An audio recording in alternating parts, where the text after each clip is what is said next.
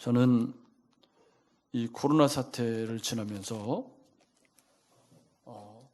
원하든 원하지 않든 주제별 설교를 해야 되는 어려운 상황, 그 속에서 믿음으로 살아간다는 것, 믿음이 있다는 것, 믿음이 하는 일, 이런 주제는 지금 코로나로 인해서 어려워져 있는 우리의 삶의 환경 속에서 믿음은 우리 삶의 어떤 얼굴로 나타나야 하는가 라는 화두가 제가 요즘 사로잡혀 있는 그런 화두입니다. 그래서 이런 주제를 가지고 말씀을 찾고 그런 속에 믿음으로 살아왔던 사람들의 흔적들을 찾아보면서 믿음이 하는 일, 오늘 바울과 실라의 믿음이라고 제목을 잡았지만 사실은 믿음이 하는 일 두 번째 이야기입니다. 지난 금요일에 묵상한 시편 15편에 보면 믿음으로 산다는 것에 대해서 이보다 더 정확할 수는 없다. 다윗은 여호와여 주의 장막에 머무를 자 누구며 주의 성산에 사는 자 누구오리까? 이 말은 무슨 얘기냐면 믿음으로 사는 사람이 누굽니까? 뭐 이런 의미가 되겠죠. 그러면서 맨 마지막 5절에 이런 일을 행하는 자는 영원히 흔들리지 아니하리이다 그럽니다. 그러니까 주의 장막에 머물며 주의 성산에 사는 사람이 누굽니까? 즉 믿음으로 사는 사람이 누굽니까? 라고 질문을 하고 이런 사람이 믿음으로 사는 사람인데 이런 사람에게 받는 복은 이렇게 살아가는 사람은 영원히 흔들리지 아니하리로다. 여러분, 복이라는 게 별게 아닙니다. 삶이 견고하고 요동하지 않고 작은 쪽방에 살아도 마음에 평안이 있고 기쁨이 있고 넉넉함이 있는 게 복 아닙니까? 여러분 그렇지 않습니까? 좋은 차를 타고 좋은 집에 살고 해도 뭐 사내 안 사내 요즘 무슨 부부의 세계인가 이 몹쓸 드라마는 무슨 불륜이 저는 보지는 않았습니다. 그냥 포털사이트 기사로만 계속 봤는데 못된 이야기들이 많이 수면 위로 수위도 높은 이야기들이 드러나 있는 세상이죠. 그런데 어떤 사람이 흔들리지 않느냐라는 질문을 해놓으면서 첫째, 마음이 정직하게 행하며 공의를 실천하며 그의 마음의 진실을 말하는 것. 그래서 마음의 문제를 첫째로 거론합니다. 믿음으로 산다는 것의 첫 번째 화두는 마음의 집중, 마음의 방향이 어디로 향해 있느냐. 저는 기독교는 세계관이다 저쪽에 크게 써붙여놨는데 그게 바로 우리의 마음의 방향, 마음을 살피는 종교다. 기독교는 마음이 어느 방향을 향해 있느냐의 문제다라는 말이 기독교는 세계관이다. 그러니까 마음이 정직하고 마음이 공의를 실천하고 그 마음의 진실을 행하는 것, 여기서부터 출발해서 그 혀로 남을 허물하지 아니하고 그 이웃에게 악을 행하지 아니하며 그 이웃을 비방하지 않는 것. 마음에서 우리 주님이 입에서 나오는 것이 사람을 더럽게 한다. 그러니까 마음이 점검되면 그 다음에 뭐가 달라지죠? 말이 달라집니다. 다른 사람을 많이 위로하고 격려하고 힘을 주는 말을 많이 하면서 살아가기를 날마다 기도하고 꿈꾸셔야 합니다. 아무도 아멘을 안 하면 어떻게 되는 거죠? 여러분 다시 성도는 우리의 말 속에 다른 사람들을 세워주고 격려하고 칭찬하는 말을 많이 하는 사람들이어야 합니다. 아멘. 아멘. 여러분 마음에서 나오는 것이에요. 이게 말이. 그러니까 비틀린 말을 하고 들끓는 말을 하고 비판하고 냉소적이고 이건 다 뭐죠? 뭐가 그렇다는 거예요? 뭐 속이 뭐가 문제가 비틀어져 있다는 거죠. 그런데 그 다음에 나오는 문제가 뭐냐면 그의 눈은 망령된 자를 멸시하며 야 이게 얼마나 통찰력이 있는지 몰라요. 여러분 잘 보십시오. 이게 마음이 정직하게 행하고 그 다음에 입 문제를 얘기하면서 그 마음 되게 만드는 것이 뭐죠? 보는 거예요. 보는 거. 무엇을 보느냐, 어떻게 보느냐. 그것이 기독교는 세계관이다. 그런 주제잖아요. 그러니까 그 눈이 어떤 것을 보고 어떻게 행동하느냐를 다윗은 지적을 하면서 이런 사람은 흔들리지 않는다. 눈은 망령된 자를 멸시하며 여호와를 두려워하는 자를 존대하며 그의 마음에 서원한 것은 해로울지라도 변하지 아니하고 이자를 받으려고 돈을 꾸어주지 아니하며 뇌물을 받고 무죄한 자를 해하지 아니하는 자. 그래서 이 말을 한마디로 정리해 보면 믿음으로 산다는 건 눈과 입과 마음이 다 주님을 향해 있는 것이다. 다시 말하면 믿음은 생활이다. 아멘. 여러분, 믿음은 예수 믿고 구원받았다는 건 관념 속에 존재하는 것이어서는 안 됩니다. 생활과 유리되어 따로 존재하는 것이 될 수도 없습니다. 말로는 유창하게 성경을 다 꿰고 암송하고 해도 그것이 삶으로 연결되지 않는, 입으로, 눈으로, 손과 발로 연결되지 않는다면 그건 다 말장난에 불과한 그런 그리스도인들로 인해서 얼마나 많은 이 땅의 어린 성도들이 상처를 받고 고통을 겪고 있는지 여러분 잘 알고 있지 않습니까? 오늘 믿음으로 산다는 것, 믿음이 하는 일, 두 번째 이야기, 바울과 실라가 원래는 바울과 바나바가 전도여행을 떠나야 되었습니다. 그런데 바나바가 두 번째 전도여행을 떠나려고 하는데 자기 조카, 생질인 마가를 데리고 가자는 거예요. 근데 이 마가가 전력이 있어요. 앞에 전도여행을 갈 때 중간에 도망간 전력이 있어서 바울은 성격상 못 데리고 간다, 얘는. 데리고 가면 사기 떨어지고 이거 안 된다. 근데 바나바는 본래 격려하는 사람이기 때문에 어떻게 해요? 그래도 기회를 한번 주자. 둘이 논쟁을 하다가 그만 팀이 쪼개지고 말았습니다. 그러고 나서 바나바와 마가 이야기는 사도행전에 나오지 않아요. 전도여행을 떠났는지 어쨌는지 그런 얘기가 안 나오고 그렇게 해서 새롭게 꾸려진 팀이 바울과 실라라고 하는 팀입니다. 그래서 이제 이 바울과 실라가 두 번째 전도여행을 떠나게 됩니다. 바나바와 이렇게 결별을 하고 그리고 이제 바울과 실라가 전도팀을 꾸려서 전도여행을 하게 되는데 그 전도팀에 누가가 합류를 했었습니다. 의사 누가. 그러니까 주치의로서 누가가 같이 합류를 하고 있었고 루스드라라고 하는 곳에 가서 2차 전도여행을 가는 중에 디모데라고 하는 눈여겨보았던 청년을 전도여행에 합류시켜서 이 전도여행에는 4사람이 함께 동참을 하고 있는 중입니다.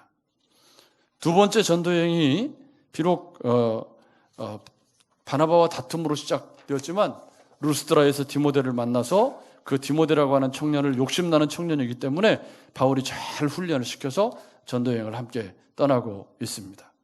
디모데를 함께 동역하기 위해서 할례를 받게 하고 여행에 합류를 시켰습니다.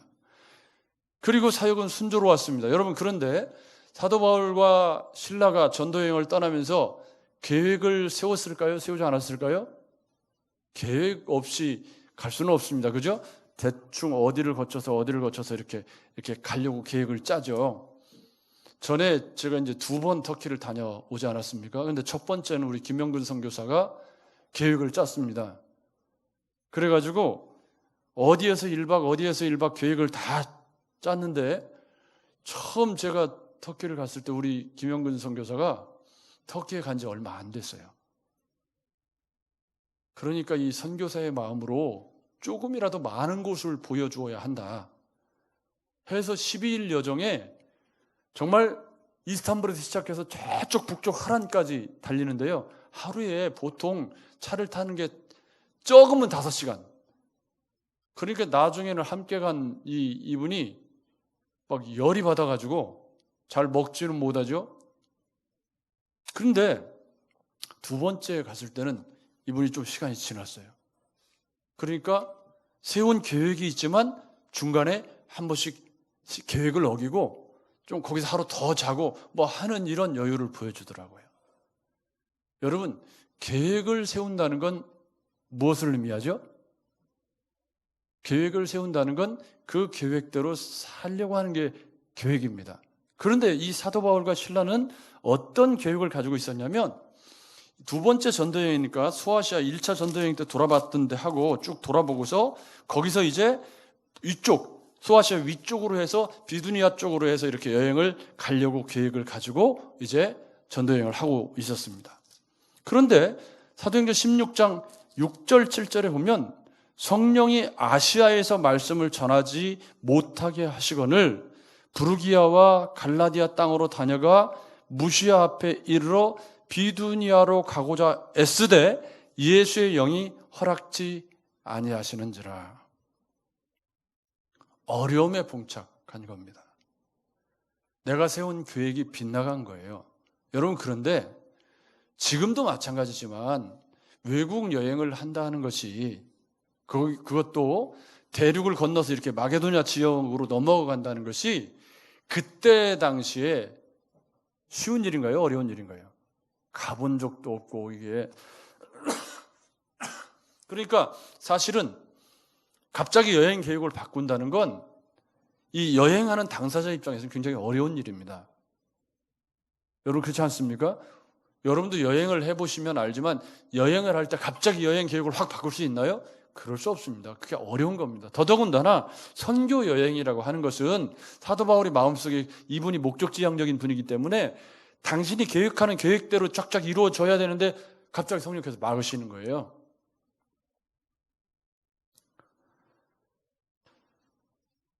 그래서 이 사도 바울이 그런 상황 속에서 결정을 해야 됩니다. 7절 말씀에 보면 무시아 앞에 이르러 비두니아로 가고자 애쓰되 그랬습니다. 그러니까 바울과 실라는 지금 어디로 가려고 애를 쓰고 있어요? 비두니아로 가려고 애를 쓰고 있는데 성령이 어떻게 막았는지, 예수의 영이 허락지 않은 것이 어떻게 막았는지는 본문에 나오지 않아요. 그런데 바울과 실라의 마음속에 하나님께서 계속 강권하시는데 그리 가면 안 된다는 거죠. 특히 이 9절 10절 말씀에 보면 밤에 환상이 바울에게 보이니 마게도냐 사람 하나가 서서 그에게 청하여 이르되 마게도냐로 건너와서 우리를 도우라 하거늘 바울이 그 환상을 보았을 때 우리가 곧 마게도냐로 떠나기를 힘쓰니 이는 하나님이 저 사람들에게 복음을 전하라고 우리를 부르신 줄로 인정함이로라.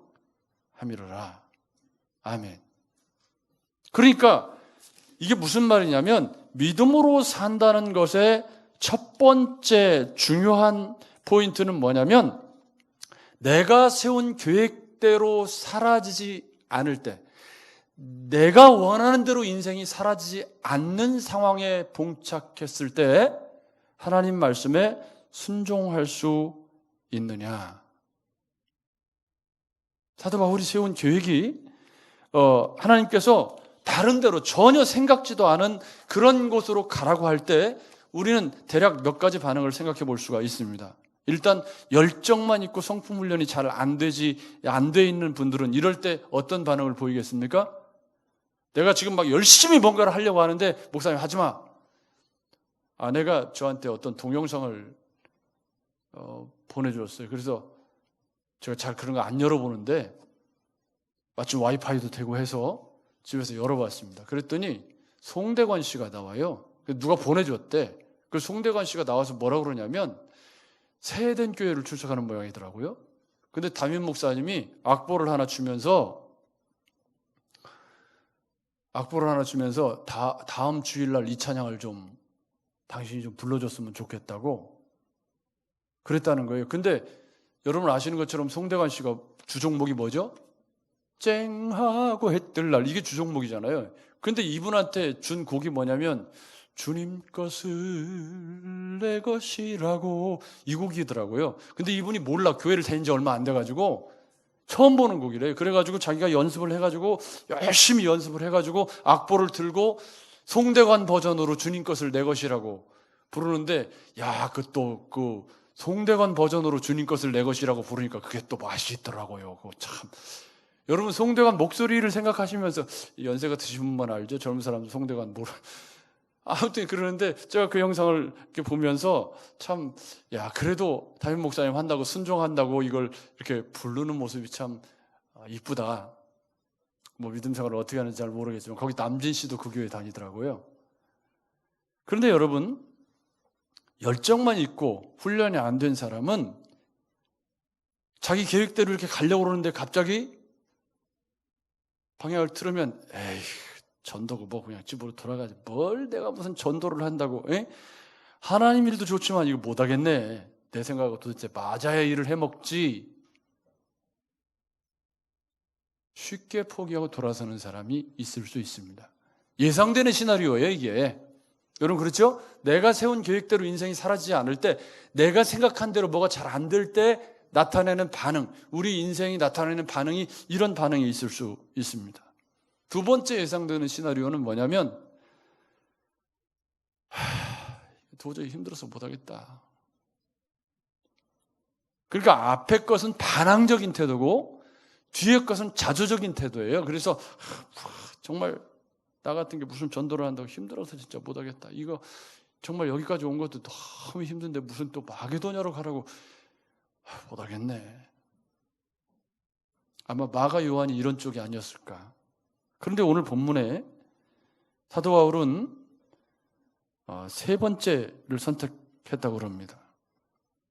바울이 환상을 본 후에 우리가 곧 마게도냐로 떠나기를 힘쓰니 이는 하나님이 저 사람들에게 복음을 전하라고 우리를 부르신 줄로 인정함이라라. 그래서 믿음이 하는 일 첫 번째, 내가 세운 계획대로 일이 진행되지 않을 때도 하나님 말씀에 순종하는 것이 믿음이 하는 일입니다. 아멘. 여러분 이게 지금 바울이 거시적인 측면에서 전도 여행이라는 주제를 갖고 그러지만 교회 생활을 하면서 내가 원하지 않는 직분, 내가 원하지 않는 일, 그런 일들을 시키거나 그런 상황에 직면하는 일은 왕왕 많이 있습니다.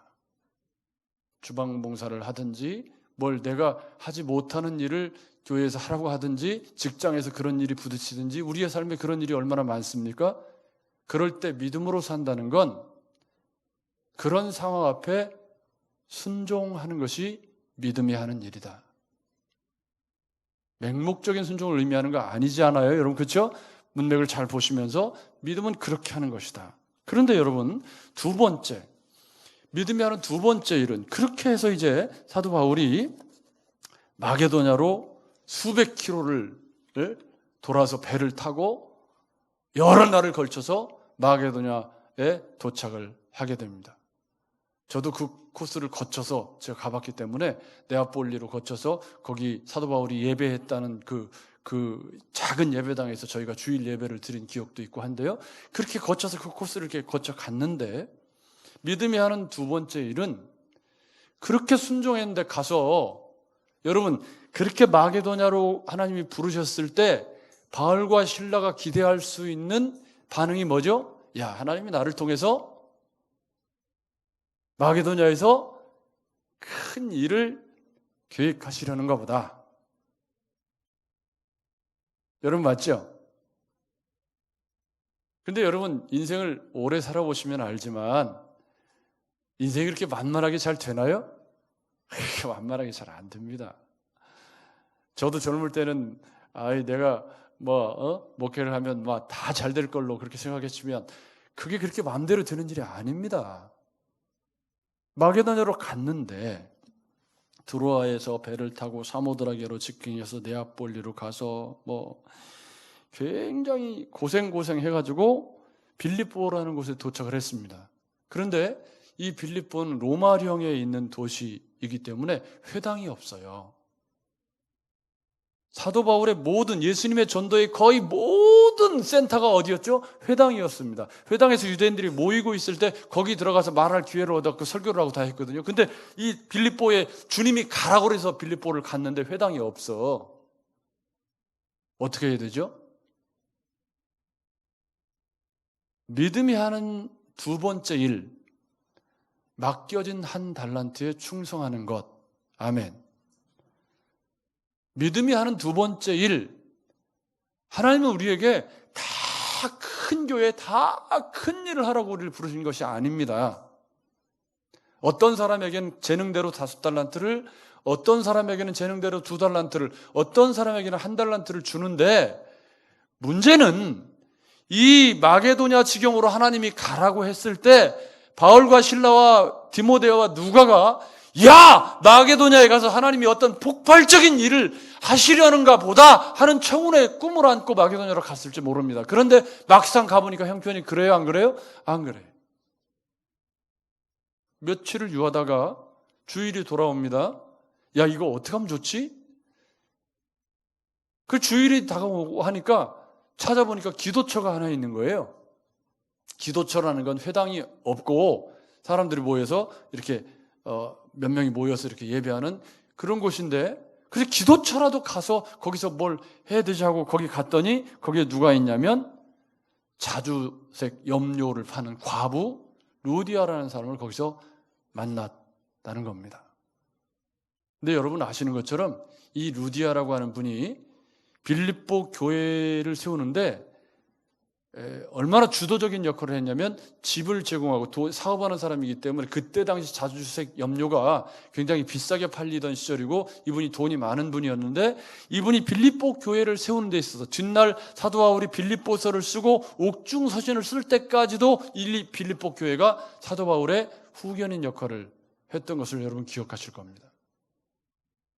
거기서 자주장사 루디아를 만나서 그 사람을 하나님께 이렇게 돌아오게 하는 그런 역사를 일으키고, 주께서 그러고 있는데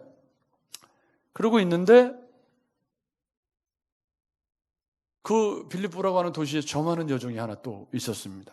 뒷날 사도행전 16장 40절에 보면 두 사람이 옥에서 나가 루디아의 집에 들어가서 형제들을 만나보고 위로하고 가니라 그럽니다. 빌립보를 떠날 때.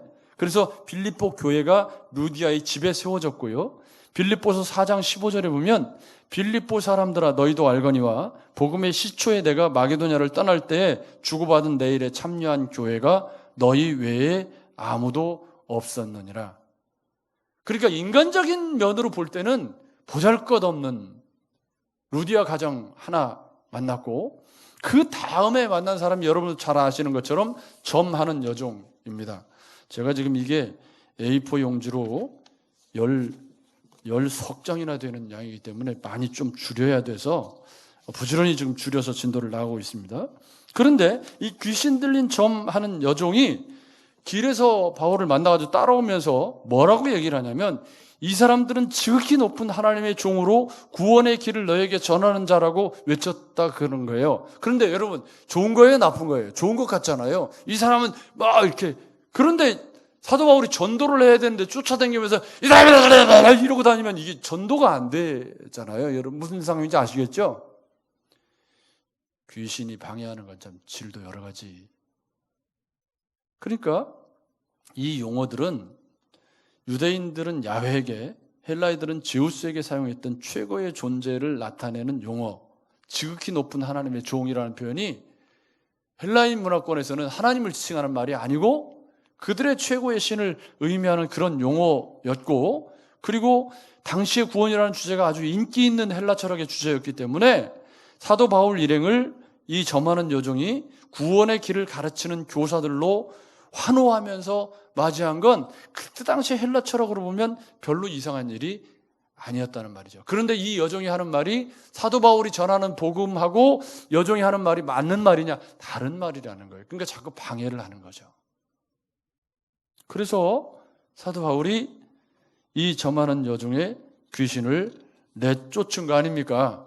그랬더니 난리가 난 겁니다. 사실은 이 점하는 여종이 귀신이 내쫓겨졌으면, 그러면 참 이상한 일이, 사람들이 멀쩡해졌으면 좋아해야 되는데 이 점하는 여종을 소유하고 있던 여러 주인들이 그 점하는 여종으로 인해서 수입을 얻었던 그 수입이 끊어짐으로 말미암아서 사도 바울과 실라 일행을 고발하는 일이 생기게 된 것입니다. 사도행전 16장 20절 21절에 보면 이 사람들이 유대인인데 우리 성을 심히 요란케 하여 로마 사람인 우리가 받지도 못하고 행치도 못할 풍속을 전한다 하거늘. 그래서 어떻게 됐습니까? 오늘 우리가 읽은 본문 22절 23절에 보면 무리가 일제히 일어나 송사하니 상관들이 옷을 찢어 벗기고 매로 칠하여 많이 친 후에 옥에 가두고 간수에게 분부하여 든든히 지키라 그랬다는 거예요. 어쨌든 그로 인해서 마게도냐에서 얻은 열매가 자주장사 루디아 가정하고 점하는 여종하고 뒤에 마지막 살펴볼 감옥의 간수장 가정하고 하나님께서 마게도냐로 보내셨으면 그 뒤로 빌립보를 지나서 사도 바울이 데살로니가, 베레아, 고린도, 아덴으로 가는 동안 희심자가 많았나요? 적었나요?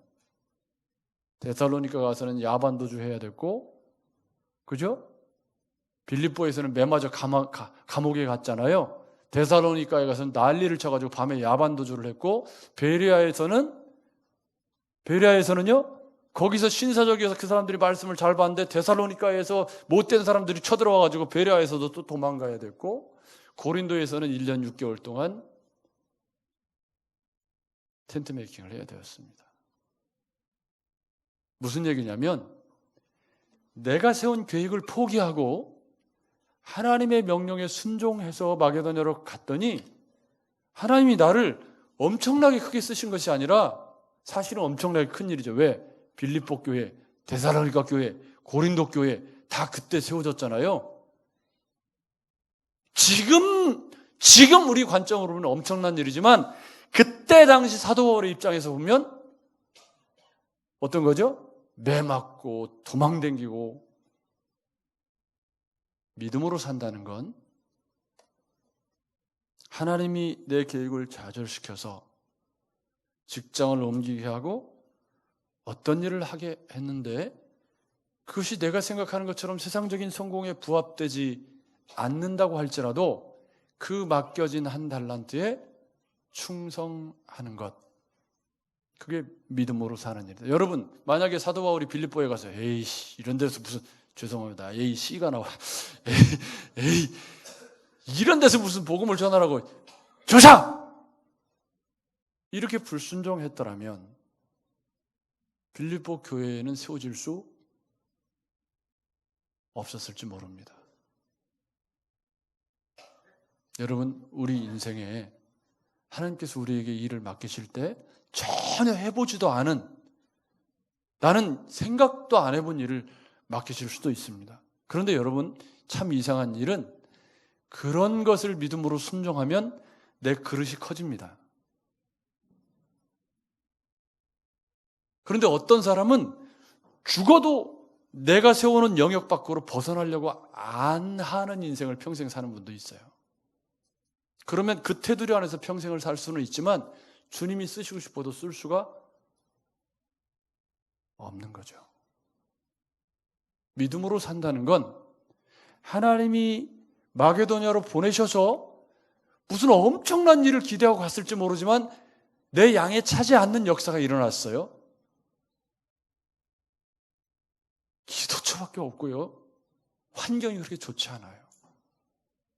그런데 바울과 실라와 누가 디모데는 그 환경 속에서 최선을 다해서 거기서 세 사람의 결신자 가정을 얻어냈는데 이 사람들이 뒷날 얼마나 위대한 빌립보 교회의 주역이 되고 얼마나 훌륭한 동역자가 되어서 사도 바울이 옥중에 갇혀있는 그때까지 이 후원자로 이 교회가 든든하게 세워져 있었던 것을 보면 의미 있는 일을 한 건가요? 아닌가요? 굉장히 큰 일을 한 것입니다. 지금은 내가 하는 일이 보잘것없는 일이라고 생각이 들 수 있지만 그러나 하나님 말씀에 순종했더니 그 작은 일이 큰 역사가 되어서 열매로 맺혀졌던 것을 잘 보실 수 있기를 바랍니다. 그러니 여러분, 지금 하나님께서 내게 맡기신 일이 보잘것없고 단순해 보이고 내가 하기 좀 버겁다고 느껴지더라도 믿음은 그것을 기꺼운 마음으로 감당하는 것이고 그럴 때 나는 내 그릇이 커지는 것이고 하나님은 그를 들어서 하나님의 역사를 이루어 가실 줄로 믿습니다. 마지막 이야기는 여러분이 잘 아시는 이야기입니다. 오늘 우리가 읽은 본문, 빌립보 감옥에 매를 많이 맞고 갇히게 되었습니다. 이럴 때 우리가 선택할 수 있는 또 하나의 선택이 있습니다. 여러분, 무자비한 매입니다. 이건 40에 하나 감한 매가 아니고 무자비하게 매를 쳐서, 거기는 헬라 문화권이기 때문에 유대인의 문화가 아닙니다. 그러면 바울과 실라와 누가와 디모데가 같이 매를 맞았는지, 바울과 실라와 매를 맞았는지, 본문에는 바울과 실라만 이야기를 하고 있습니다만은, 그런데 이 사람들이 거기서 누구 한 사람이라도 원망하고 불평하고, 이게 도대체 하나님, 기꺼이 마게도냐로 가라고 해서 갔더니 이게 뭡니까? 원망하고, 좀 더 심한 경우에는 아유, 나 이거 못하겠습니다. 그럴 수 있지 않습니까? 여러분 맞죠? 아니 기껏 내가 계획대로 가려고 그랬더니 하나님 막으시고 마게도냐로 보더니 마게도냐 첫성에서 이게 무슨 일입니까? 매를 맞고 그냥 거의 죽지 않을 만큼, 기절할 만큼 매를 맞고 감옥에서 이 사람들이 깨어난 거예요. 그런데 바울과 실라가 먼저 하나님께 기도하고, 그리고 밤중에 찬양을 했다는 거잖아요. 여러분, 찬양은 성도의 삶에서 빠져서는 안 될, 요한계시록에 완성될 천국에서 영원히 존재할 가장 아름다운 것이 찬양이지 않습니까? 그래서 우리는 찬양을 더 많이 해야 되고 찬양하는 것에 익숙해져야 합니다. 그런데 바울과 실라가 그 감옥에서 어떤 찬양을 했을지는 알 수 없습니다. 그렇지만 그 옥중에서 매를 모질게 맞고 정말 하나님이 가라고 해서 이 마게도냐로 왔는데, 이 마게도냐에서 잘못한 것도 딱히 없고 저 많은 여종이 하도 어렵게 해서 귀신을 내쫓아 준 것뿐인데, 그로 인해서 감옥에 갇혀서 이 모진 매를 맞고 깨어나서 그들이 하나님께 감사기도 하고 하나님을 찬양했다는 거 아닙니까? 여기 좀 나와서 준비하죠. 사인이 지금 미리 안 가가지고. 바울과 실라가 하나님 당신을 사랑합니다. 당신을 위해서 고난받을 수 있고 당신을 위해서 사용될 수 있음에 감사합니다. 지금 우리 몸이 고통스럽고 힘이 듭니다. 온 몸에 찢긴 상처와 고통이 엄습합니다. 그러나 주님, 당신은 우리보다 더 아파하시고 계신 것을 믿습니다 하면서 기도하는 동안 마음속에 찬양이 터져 나왔던 것입니다. 날마다 숨 쉬는 순간마다 내 앞에 어려운 일 보내, 찬양했던 바울과 실라를 생각하시면서 우리 함께 찬양하시겠습니다.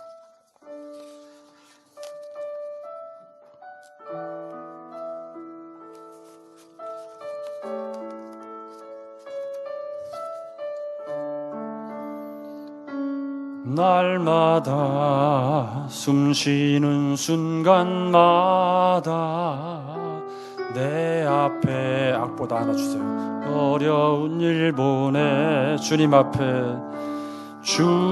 앞에 이 몸을 맡길 때 이로함 없네, 두려움 없네. 그 자비로운 손길 항상 좋은 것 주시도다. 사랑스레 아픔과 기쁨을, 사랑스레 아픔과 기쁨을, 수고와 평화와 인생의 어려운 순간마다, 인생의 어려운 순간마다 주의 약속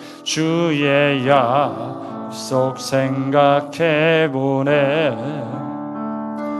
내 맘속에 믿음 잃지 않고 말씀 속에 인생의 어려운 순간마다, 인생의 어려운 순간마다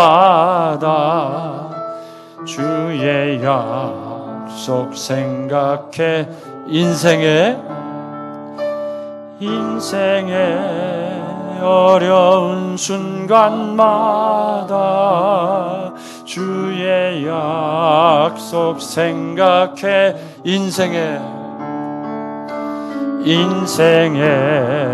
어려운 순간마다 주의 약속 생각해 인생의 어려운 순간마다 주의 약속 생각해 내 맘속에 믿음 잃지 않고 말씀 속에 위로를 내 맘속에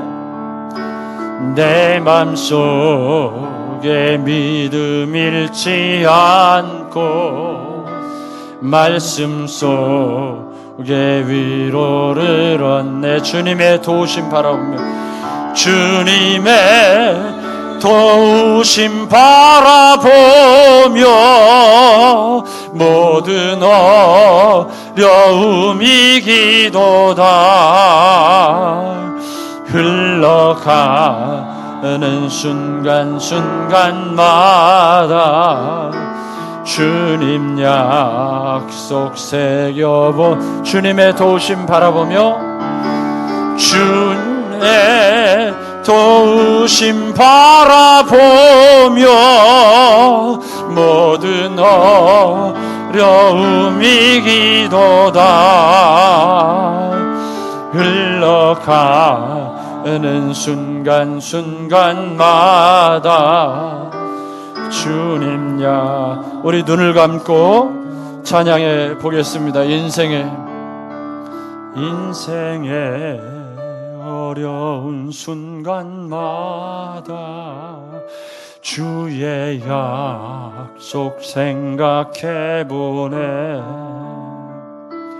내 맘속에 믿음 잃지 않고 말씀 속에 위로를 얻네. 주님의 도우심 바라보며 모든 어려움 이기도다.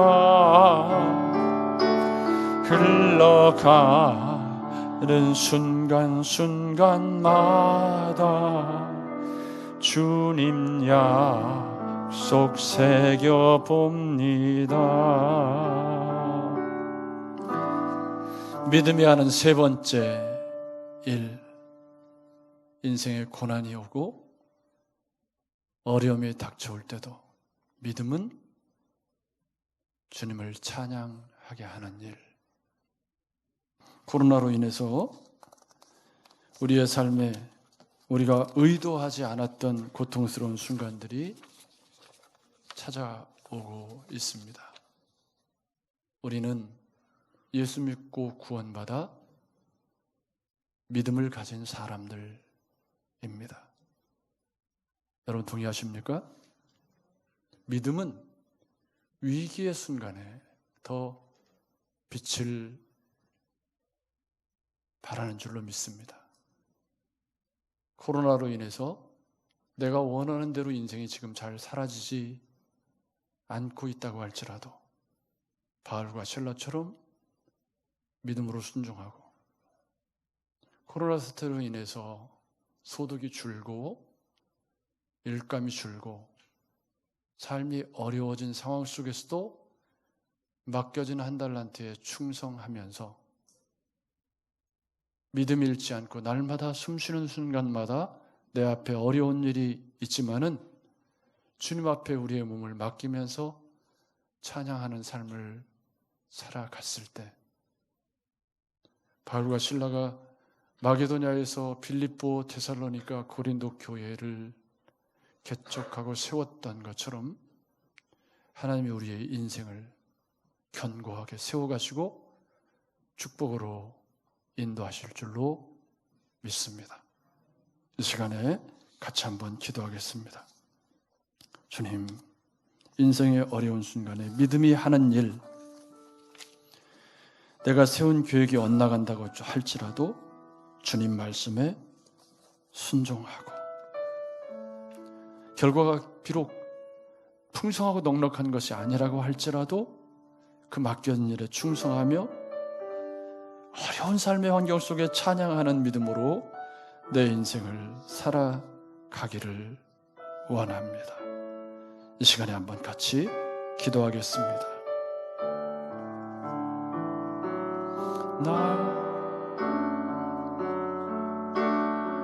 주님, 코로나로 인해서 우리에게 찾아온 예기치 않은 어려움들로 인해서 우리의 삶이 힘들고 어려워질 때, 인생의 어려운 순간마다 주의 약속을 생각해 보면서 우리의 마음속에 믿음 잃지 않고 말씀 속에서 위로를 얻으며 주의 도우심을 바라보며 어려움을 이겨 나가는 믿음의 사람들, 믿음이 하는 일, 믿음의 역사가 우리 사랑하는 성도들의 삶 가운데 있게 하여 주옵소서. 어려운 환경을 이기고 삶을 변화시키고 주변 사람들에게 위로를 주는 그리스도인으로 우리 시대를 살아내는 그러한 성도들이 우리 가운데 더 많아지게 하여 주옵소서. 많은 사람들이 어렵다고 말하는 이 시대에 믿음 잃지 않고 삶의 자리를 지키며 찬양주에 거하시는 주님의 은혜를 날마다 삶 속에서 구가하며 아버지 하나님, 이 시대를 밝히는 빛과 소금으로 살아가게 하여 주시옵소서. 날마다 숨쉬는 순간마다 내 앞에 어려운 일 보내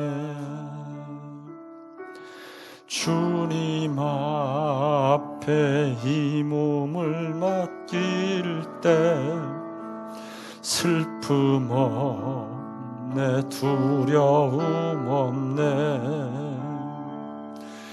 주님의 그 자비로운 손길 항상 좋은 것 주시도다.